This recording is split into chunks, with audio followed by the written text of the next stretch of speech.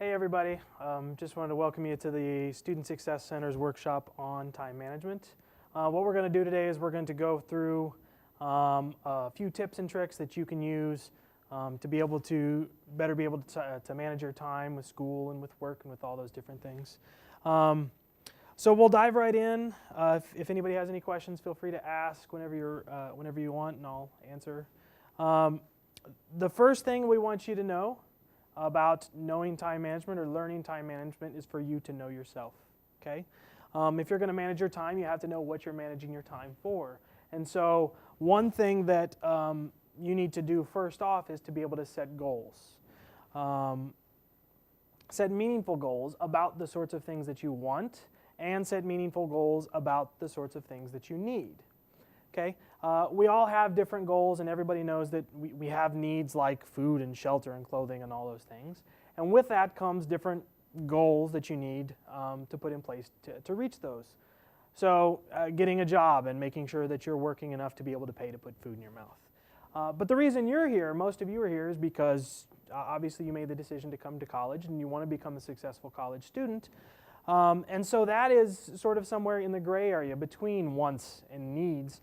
And you want to be a good student. You want to make sure that you're studying. You want to make sure that you're juggling this new endeavor that you took on in becoming a college student with the things like work and sleep and health and your sanity and all those sorts of things. So the first thing you want to do is come up with some meaningful goals. Once you've come up with your goals, the best thing is to prioritize your goals. Ask yourself which one of your goals, which one of your wants and needs is most important to you. And of course, this is going to be different for everybody. If you really, really want to get a 4.0 in a semester, then obviously you're going to move studying. You're going to move college higher in the priority list than something like maybe taking on a new hobby. Okay? If you're really wanting to spend time with family, you're going to put that maybe ahead of studying or maybe ahead of some other things, all right? And your situation is going to have an influence on how you prioritize.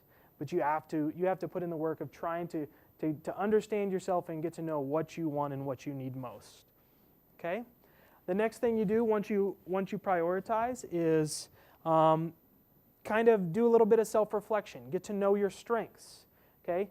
You've got 168 hours in a week, and you're trying to figure out how to divvy it up accordingly. You're going to have to know which hours in those 168 hours in a week are your best times to work towards the goals that you want to work toward. Okay? If you're not a morning person, then those things that the biggest goals, the ones you want to work on the most, you're probably not going to want to work on them in the morning if you're not a morning person. If you prefer to work out in the evening, you're going to want to work out in the evening. Okay? So know your strengths, identify your best times in being able to put in the work to reach your particular goals, but you also need to know your weaknesses.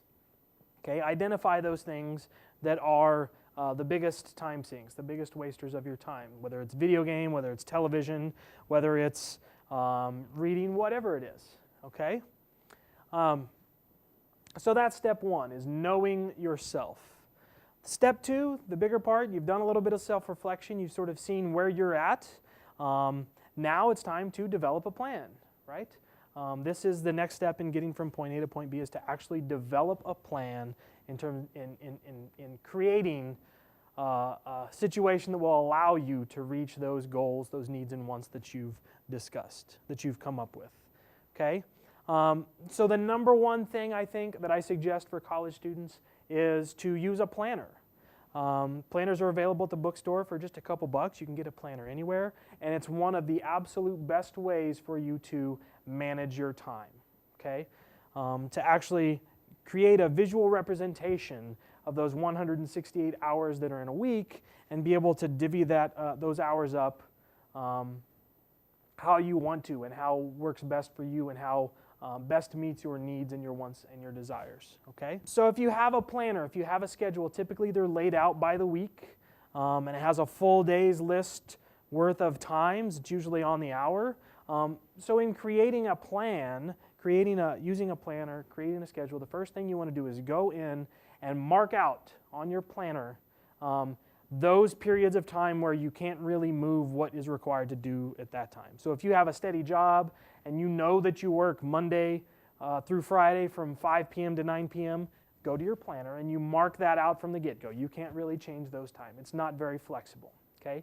If you go to class Monday, Wednesday, and Friday from 9 to 10 and from 1 to 2, you're going to put that in with this fixed time activities in your planner. Okay? If you need to schedule a lunch at a particular time, you're going to want to put that in. But some of those things like lunch sometimes, maybe isn't considered flex time, but or fixed time, but is considered flex time. Okay?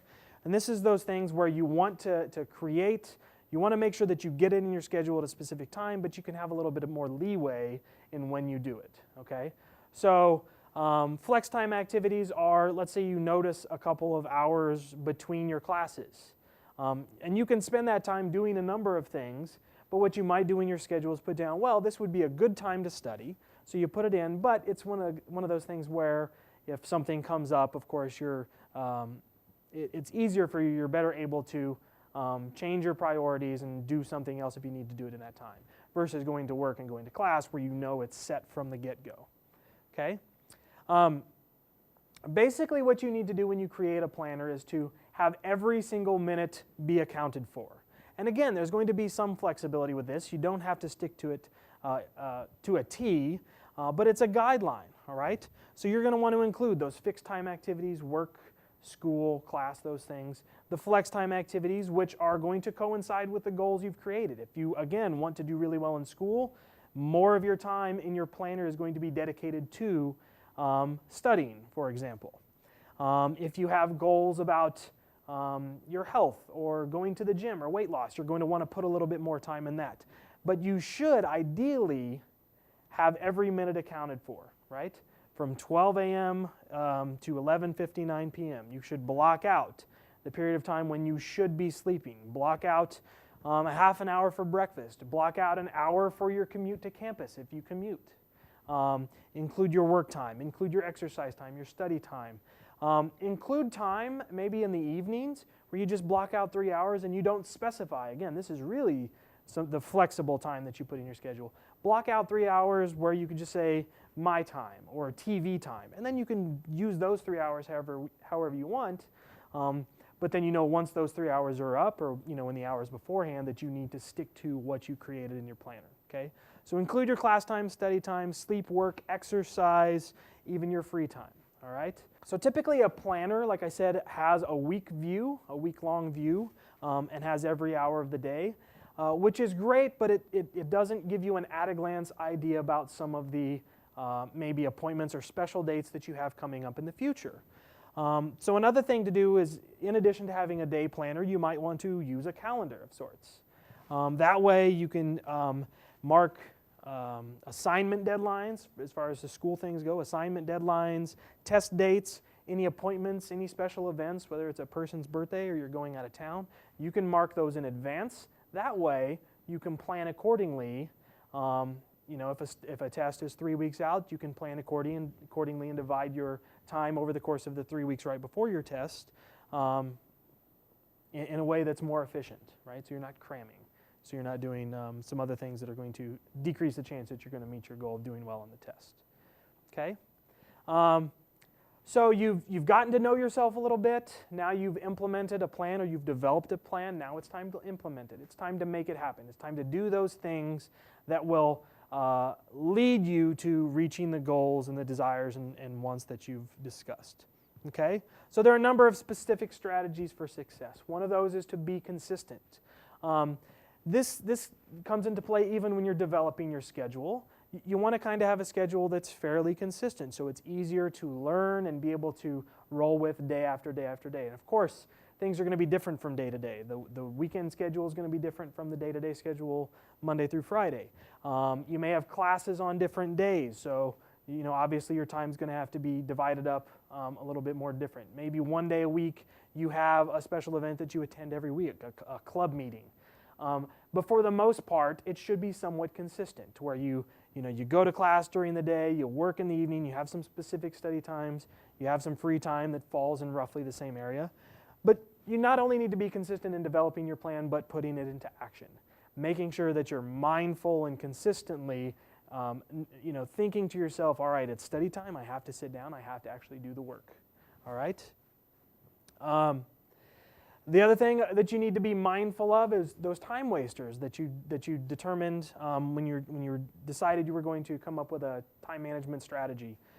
You have to be mindful of those time wasters and actively be trying to limit them. So if you know that you're a gamer and you spend hours and hours on end, then before you even sit down and grab that controller, you're actively aware and you tell yourself, look, I'm going to give myself 2 hours of gaming time. And then after that, I have to study, okay? So always have it on your mind. Be actively aware of it because then you can deal with it accordingly, okay? Focus on starting rather than finishing. And this is especially the case with when you have some projects that are coming up in the future, right? You've created a calendar and you've got a test coming up in a couple of weeks. And you know you should start studying on it, but you just keep putting it off because you tell yourself, well, I have 2 weeks. Well, a week passes.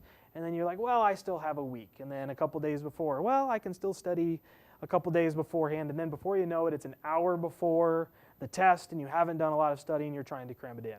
How effective are you going to be in reaching your goal of doing well on that test? So focus on starting, focus on the beginning rather than the end goal. Just sit down 2 weeks beforehand, 3 weeks beforehand, and even if you only study for 15 minutes or a half an hour, at least you've given that study time the time it deserves so you can help you reach your goal. And then the next time it's going to be easier. And if you do that multiple times between now and 3 weeks from now when your test is due, even if you're only giving it 15 times, even if you're just forcing yourself to open the book and read a few notes, you're going to be better off than if you're trying to cram in the hour before the test is actually going to be taken. Okay? One thing you can do is to break down large tasks into small ones. And again, this is another one of those reasons why it's a good idea to have a monthly calendar as well, because you can divide out over 3 weeks. If you know there's a big project that has a number of different steps, then you can dedicate 1 or 2 days to doing one step, 1 or 2 days to do another step, 1 or 2 days to doing another step.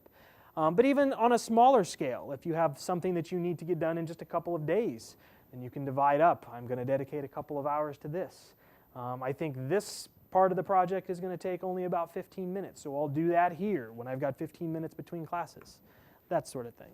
Okay? Concentrate on one thing at a time. A lot of students get overwhelmed when they think about just how much they have to do before a due date on an assignment or a project.